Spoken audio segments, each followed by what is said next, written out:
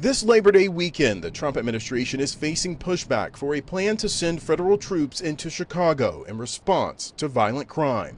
On Sunday's Face the Nation, Illinois Governor J.B. Pritzker says troops don't belong on the streets of the Windy City. Murders are down 50% in the city of Chicago. National Guard troops, any kind of troops on the streets of an American city don't belong unless there is an insurrection. But Department of Homeland Security Secretary Kristi Noem defended the administration's push to cut crime. For 13 consecutive years, Chicago had more murders than any other American city.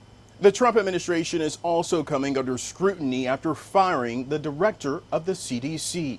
Director Susan Menarez's firing was followed by the resignation of 4 other high-profile CDC leaders. CBS News medical contributor Celine Gowder says the departures have created a vacuum in U.S. medical leadership. These are really key positions, not to mention that a lot of the directors of the different centers, because it's centers plural, have also been forced out over the last several months. So you're really dealing with a leadership vacuum at the CDC.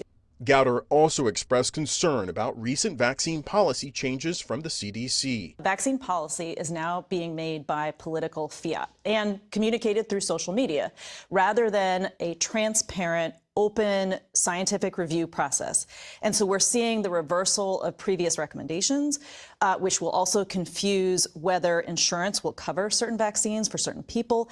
On Friday, one senior White House advisor defended Health and Human Services Secretary Robert F. Kennedy Jr., calling him, quote, the crown jewel of the administration. Willie James Inman, CBS News, the White House.